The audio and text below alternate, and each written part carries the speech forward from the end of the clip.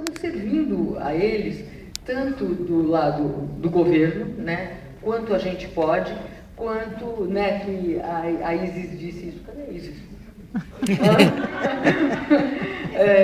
A Isis disse isso. Não, é que eu vou buscar isso.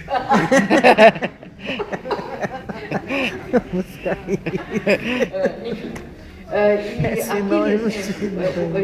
se educação ambiental não é jogar papel na rua, é uma educação cidadã, né, digamos. Mas a educação ambiental tem uma perspectiva mais crítica com relação ao próprio consumo, né? Enfim, é isso que eu quis dizer. Não que educação, que jogar papel na rua não seja educação ambiental, mas as pessoas limitam a isso, né? Reduzem ao dia da árvore, enfim, a não jogar papel na rua. E não é bem isso, educação ambiental. É muito mais próximo do exemplo que a Silvana deu, que é um olhar para a água do planeta, e não para a tua própria água, que está aqui, né, para a tua conta de luz, para a tua conta de água, mas é questionar um sistema que usa energia elétrica de onde vem, né, e para que tanta energia elétrica, né, ser jogada fora. Eu vi outro dia na televisão que no Japão, por causa do desastre de Fukushima e tal, eles estão repensando toda a sociedade, né? Então está muito calor agora, é verão no Japão, então eles acabaram com os ar-condicionados.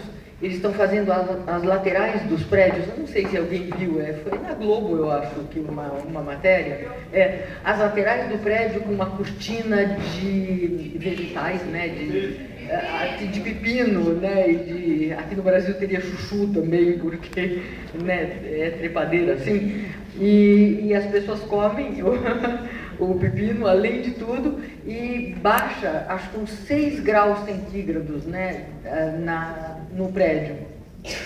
E eles estão usando leques e as escadas rolantes, que é a coisa mais inútil que existe, né, foram paradas, todas estão com uma fitinha assim, parando. Então, isso é um olhar mais crítico, né? E é isso que eu quis dizer com relação à educação ambiental. Eu tinha uma outra história para contar, mas não dá tempo. A Beth, né, falou sobre... É isso mesmo, é um diagnóstico socioambiental microlocal, né, que cada escola com a sua comunidade vai fazer. E além de fazer esse levantamento assim, da história daquele microlocal, qual vai ser o impacto das mudanças climáticas sobre esse microlocal? Então, e varia de local para local, e o que nós propomos é a gente trabalhar com orientações de como fazer isso, mas com parcerias locais também, né? Os catadores, né? Diversas pessoas falaram sobre os catadores. Os catadores, a partir do governo Lula, se tornou uma política pública e realmente teve uma mudança muito grande. Eu mesma sou de um comitê interministerial de catadores, né? E que foi a força do Lula, né? Que está fazendo essa profissão realmente mudar e se tornarem, como a gente tem trabalhado, educadores ambientais populares, né? E que eles são educadores ambientais e eles precisam se ver como tal, e as lideranças se veem como tal. São incríveis as lideranças dos catadores. Aí deixa só falar mais uma coisa. Não. Eu agora? Na ordem. É na ordem. Bom, olha, eu quero dizer aqui para o colega Reis, né, o nome do eminente político lá de Pernambuco, que é o seguinte, Nós tivemos aqui um tempo rápido, né, para resumir algumas observações. Eu tentei mais fundamentar do ponto de vista da legislação, da Política Nacional de Educação Ambiental e do Programa Nacional de Educação Ambiental, que a iniciativa de Suzano está absolutamente condizente, né, com a política na esfera federal, que dialoga com os estados para ser política nacional também, com os municípios, tá? Então, inteirando aqui a fala da Raquel, há inúmeras iniciativas hoje que com certeza vão colaborar e vão dialogar com essa iniciativa importante de Suzano, que inclusive a gente quer que se difunda para outros municípios, não só de São Paulo, mas do país, né? Tem outros estados hoje que têm as comissões interinstitucionais de educação ambiental. O Paraná aprovou no final do ano passado no Conselho Estadual, o CIEA do Paraná e a Política Estadual de Educação Ambiental do Paraná. O Ceará aprovou também agora no início do ano a legislação estadual, todas elas dialogando com a lei e com o Programa Nacional de Educação Ambiental. Então, há completamente sintonia entre essa iniciativa e a ação no plano federal, tá? Tanto assim que as CIEAs, elas são originadas exatamente em programas, na Lei 9795, né, de 99, né, e depois no Programa Nacional. Então, eu poupei vocês aqui de citar algumas iniciativas que nós já estamos implementando no plano federal, apenas porque o tempo era curto, mas não sinta falta do governo, não.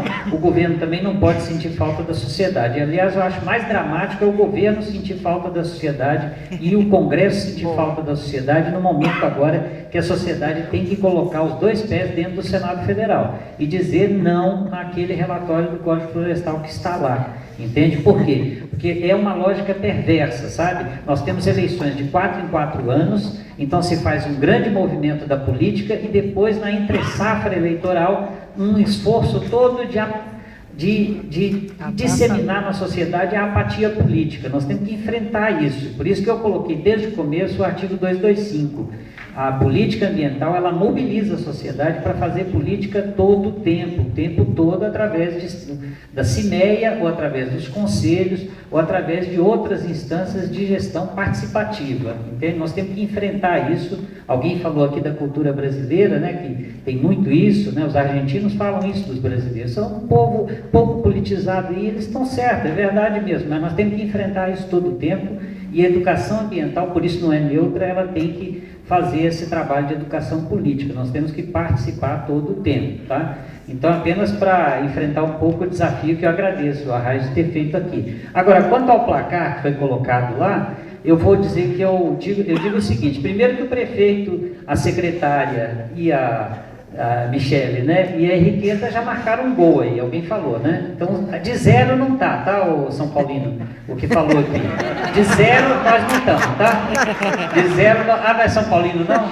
Eu achei você um pouco traumatizado, por isso que eu achei que foi. Mas, de qualquer forma, de 0 nós não estamos levando, tá? Nós podemos até estar perdendo o jogo, e eu acho que estamos perdendo ainda, mas nós estamos no jogo, estamos batendo bola legal, porque faz diferença, entende? Eu sinto uma diferença importante. O desânimo e o pessimismo são adversários nossos, tá? Não são os ruralistas, não. Os adversários nossos são o desânimo e o pessimismo. Nós temos que continuar ativos, claro, com realismo, né? Analisando bem as nossas dificuldades e crescendo, desenvolvendo. Eu, por exemplo, acho que nós temos que analisar exatamente os poucos avanços, ou alguns avanços que tivemos nesses 20 anos, para extrair dessa experiência a matéria-prima para avançar, entende? Então, o que mais mobilizou a sociedade do ponto de vista ambiental? Foram os acidentes? Foi a degradação? Foi esses cataclismos aí, a Terra trabalhando, né? Porque a gente está tão devagar na transformação que a Terra está trabalhando, né? Ela está transformando antes que a gente, né? Mas isso mobiliza a gente, né? Isso mobiliza, isso faz Fukushima pensar, mudar, né? Isso faz o Chile mudar, né, depois desse vulcão, né? Agora, nós que somos educadores, nós temos que potencializar esses clamores que a Terra tem feito trabalhando, a natureza trabalhando. Nós temos que potencializar isso, temos que mostrar claramente. A mudança climática, por exemplo, tem nos ajudado muito, né? Em vários aspectos, que tem colocado em questão, né, a questão energética, tem colocado em dúvida uma série de bases desse sistema, né? Mas ainda não é suficiente para questioná-lo como um todo. A maior prova de que nós não estamos num período revolucionário é que nós mesmos não conseguimos abrir mão da nossa pegada ecológica insustentável. Essa que é a medida. Eu concordo inteiramente com a professora Eda em relação ao desafio, mas nós temos que olhar o desafio também no nosso cotidiano. Quanto é que está sendo a nossa pegada ecológica? Quanto que a nossa vida é sustentável ou insustentável? Quanto que nós também não estamos sendo enfeitiçados pelo marketing, entendeu? Do sistema, que vende tudo e faz a gente transformar a angústia em shopping terapia, entende? Então, nós temos que trazer para o plano individual também o nosso grau, a nossa competência, a nossa condição de questionar o modelo como um todo, né? Essa, para mim, é uma medida importante, tá? Então, eu vou concluindo por aqui, mas quero deixar assim, uma mensagem bem positiva, porque eu acho que uma mesa de educadores ela tem que deixar uma plateia mobilizada, animada, para continuar a luta, porque é disso que a gente vive, né? Tem um humorista tcheco que ele diz assim: contra a estupidez do poder, a luta contra a estupidez do poder é sempre em vão, mas nunca pode ser abandonada. Entende? É um humorista tcheco, eu não estou lembrando o nome dele agora. Quer dizer, a estupidez é que nós temos que combater, entendeu? Porque se combater a estupidez, aí a luta não é em vão, não. Tá bom? Obrigado.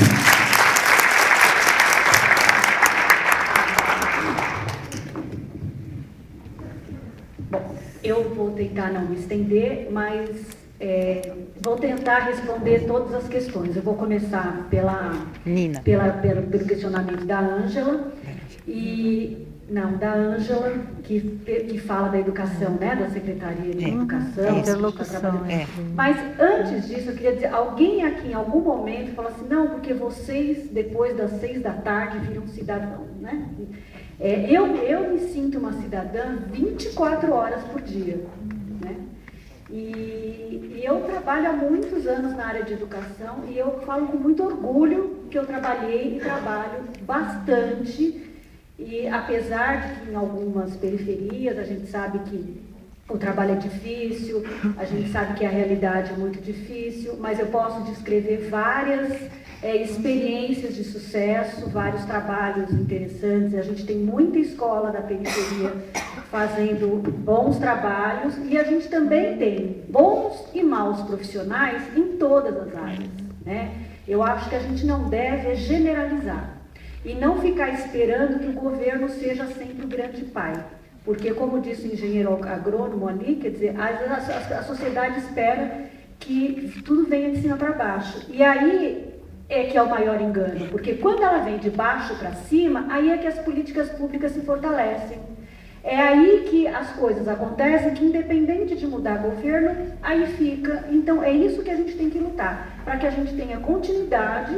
E eu me sinto muito à vontade de estar sentada aqui, saber que a gente tem até diferenças partidárias em alguns momentos, mas eu me sinto muito à vontade aqui conversando, porque eu sei que a causa é a mesma. A gente tem um discurso muito parecido, né? Eu acho que são muitos anos de luta, são muitos anos de um trabalho que a gente vem fazendo, enfim. Mas eu vou tentar ser rápida e responder, começando a questão da Ângela, e aí chegou uma outra pergunta aqui da Beatriz, perguntando como é que é o trabalho da coordenadoria. Então é assim, lá na coordenadoria nós temos vários especialistas ambientais, 95% das pessoas são concursados e a gente investe para que eles, porque a gente às vezes pode passar, mas eles estão lá, então a figura deles é muito importante, né? A Renata está aqui, ela sabe disso. Então, o que acontece é o seguinte, a gente tem especialistas ambientais também no interior, a gente espera ter uma aproximação muito grande com as bacias, com as câmaras técnicas, enfim.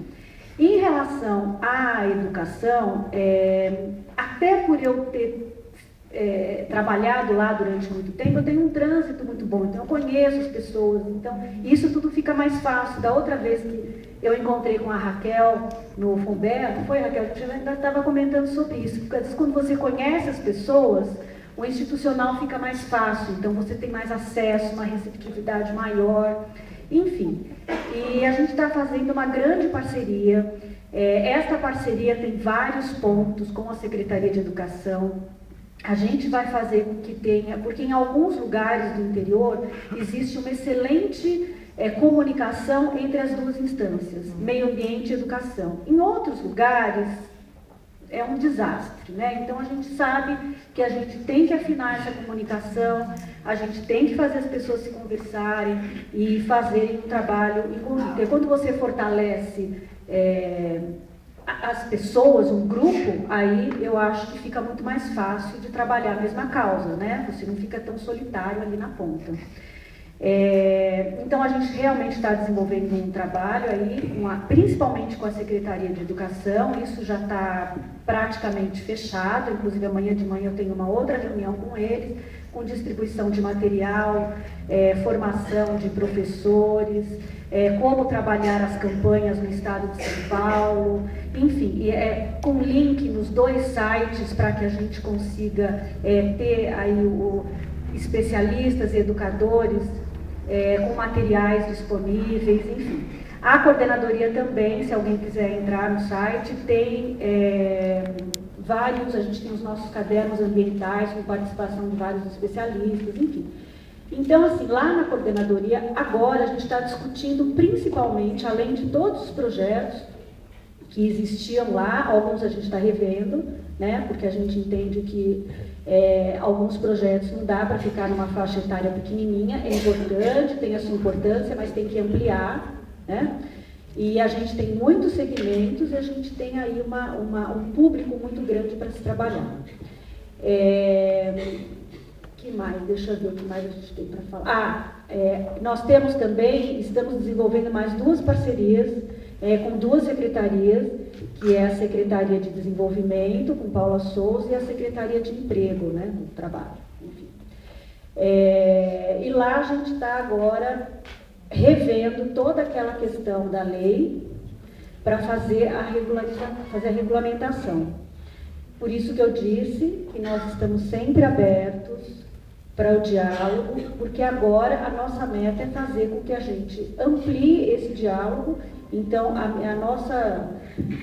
nossa conversa aqui, né, já começou há algum tempo, e agora a gente vai regulamentar, porque a gente entende que cada um tem que cumprir o seu papel. Então, a gente tem que fazer com que a gente cumpra a legislação, mas de forma compartilhada, de forma que a gente consiga conversar todos por uma mesma causa.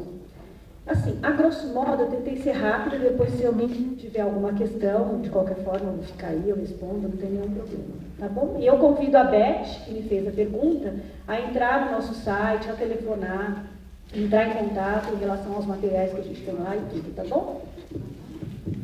Obrigada.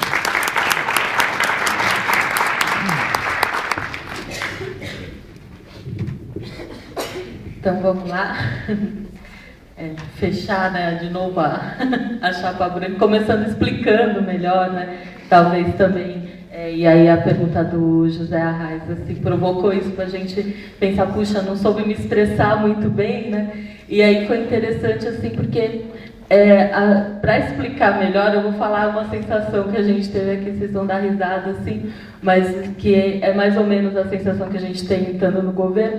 Aqui a gente estava na mesa e eu percebi que todos estavam desesperados para ir no banheiro, porque está muito frio e a gente está bebendo muita água. E a gente via, né, aqui olhando, as pessoas levantavam, iam, voltavam, tal, e a gente querendo ouvir todo mundo, e nessa posição aqui, né, de mesa, digamos assim, ai, não posso levantar, e um desespero, né? E a gente querendo fazer. Então, pelo menos foi a impressão que eu tive quando eu saí correndo, assim, quando a última pessoa da plateia falou, eu falei, bom, então, eu já ouvi todo mundo que era o mais importante, eu vou sair correndo, aí parece ainda falou, bem na hora que você saiu te chamaram, e tá, que chato. Então é um pouco essa sensação, não sei se dá para entender muito bem. Então, a gente estando no governo, né, e eu sou também funcionária pública concursada, tal, então a primeira coisa que a gente aprende é assim, a gente só pode fazer o que está na lei, né? Então, quer dizer, o que a lei do meu órgão, digamos assim, o estatuto lá do IBAMA diz que o funcionário do IBAMA pode fazer, né? Então, um pouco nesse sentido que a gente fala, né? E aí, acho que foi o que a Raquel também quis dizer. Então, agora, as pessoas que estão fora do governo, não, elas podem fazer tudo que a lei não proíbe. né?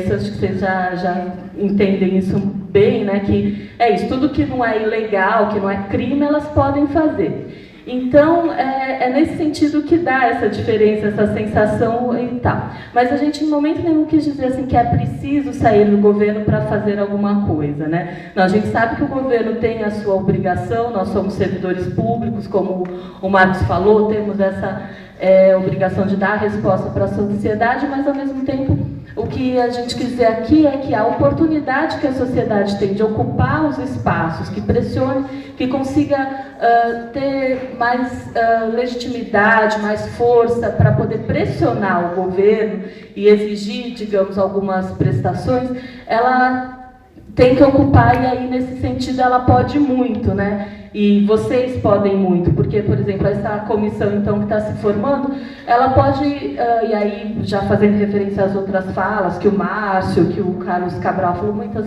pessoas aqui falaram, por exemplo, eu quero uma posição do governo no sentido de orçamento, né, para as nossas iniciativas.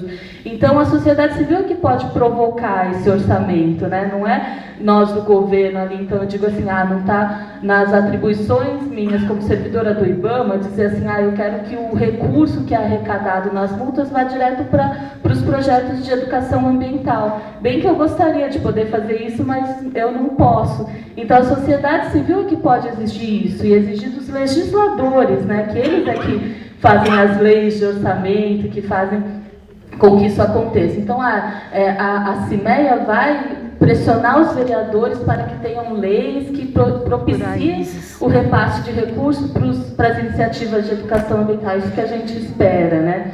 E, ao mesmo tempo, então, a CIEA no nível estadual, e assim vai, no nível federal. Então, nesse sentido, a gente fala, poxa, o potencial que a sociedade civil tem, né, e que pode ser usado. E aí, essa união de instituições diferentes, e aí iniciativa privada, sociedade civil, que um conselho desse tem, junto com o governo, que foi o que a Henriqueta falou, né, fazer essa aproximação com o governo, vai ajudar os dois lados, né? O governo, então, pode estar fortalecendo esse grupo e, ao mesmo tempo, esse grupo ajudando o governo a conseguir executar muita coisa, pressionando, fiscalizando. Então, acho que é um pouco nesse sentido que a gente falou. E aí, muito legal a fala do Márcio, né, que fechou falando que é realmente essa intenção da CIMEA aqui em Suzano, que é não esperar que tudo venha do governo, e sim eles...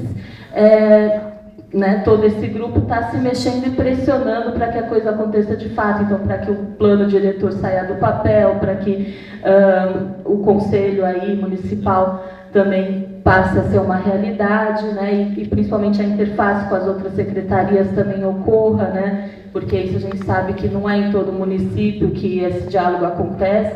Eu acompanhei também, já trabalhei em alguns municípios, e aí eu percebia isso, que às vezes não tinha diálogo entre a Secretaria de Meio Ambiente com a Secretaria de Educação. Então, promover esse diálogo é muito importante, e aí a sociedade tem, então, esse poder incrível de pressionar para que isso aconteça, né? Mais ou menos nesse sentido, não sei se eu fui clara por aí. Então, e aí, no mais, assim, o que a gente está, também, assim, como o pessoal falou, não vou ocupar o tempo fazendo propaganda institucional do que está fazendo ou não está, mas a gente sabe que tudo que a gente pode fazer o máximo, mas ainda é pouco, e aí a gente espera, então, que vocês continuem cutucando. É isso. Obrigada.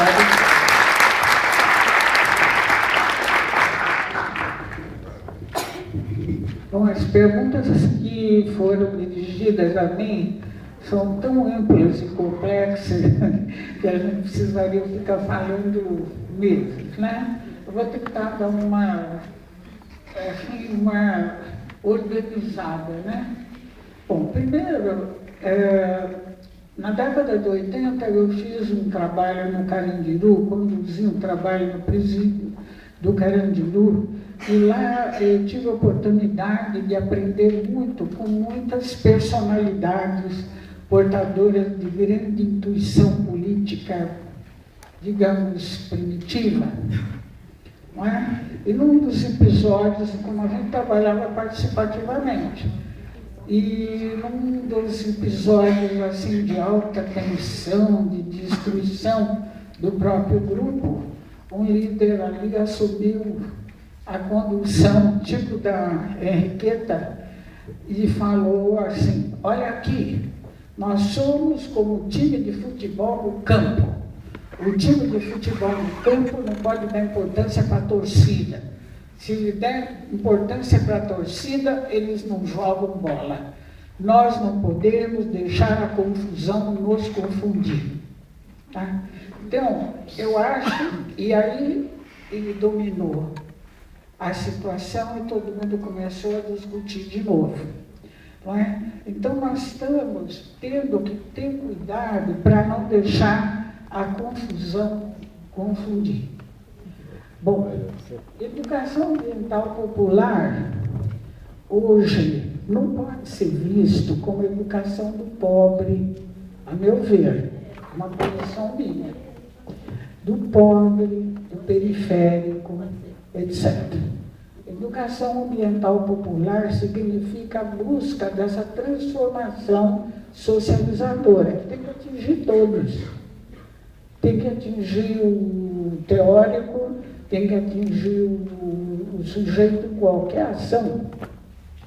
Tanto isso é verdade que nós fizemos um trabalho no Brasil de documentação de vários workshops com coletivos e tal, e passando um dos materiais, até tenho aqui um que eu trouxe, no México, um workshop que é dele, no final algumas pessoas vieram me encontrar, algumas emocionadas, dizendo: nunca pensei que a pedagogia do Paulo Freire pudesse se materializar.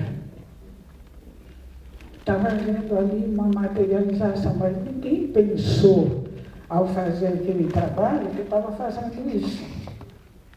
Isso significa que essa famosa sociedade do conhecimento, que está se construindo agora, não é? O Marx trouxe aqui para o debate as marchas que se realizam no mundo, tudo isso. Isso significa que não há mais espaço para essa separação. O fato de não haver espaço para essa separação não quer dizer que não haja obstáculos de materialização disso nos estados. Não é? Quando uma força opositora de resistência tem uma vitória eleitoral, não quer dizer que ela vai encontrar nas estruturas de Estado apenas os partners que ela gostaria. As estruturas estão totalmente materializadas e às vezes se consegue estruturar novos bolsões, mas nunca sem conviver com os demais. Então, o que significa isso? Não é? Eu gosto de usar uma expressão do Augusto Boal. Aqui tem muita gente jovem que nem sabe quem foi Augusto Boal. Mas Augusto Boal foi um homem de teatro muito importante, principalmente no período ditatorial, que ele estava atrás do teatro do oprimido, do teatro de arena e tal. Ele define assim: política é a arte de tornar possível o necessário. Mas aqui a gente tem duas palavras: o possível e o necessário. O necessário, se você quer sociedade do conhecimento, igualdade, democracia, tem que ser definido por muitos. Não é? Quem é que vai definir universalmente as necessidades humanas? Essa definição ela tem que ser feita territorialmente, na medida do possível. Isto seria busca de definição de sustentabilidade, coincidindo sustentabilidade com o que é possível definir como vida compartilhada desejável nos territórios. O possível é mais complexo, porque o possível vai significar tornar estas verdades emergentes, que são utópicas, mas que são definidas, não é? Tornar isso viável.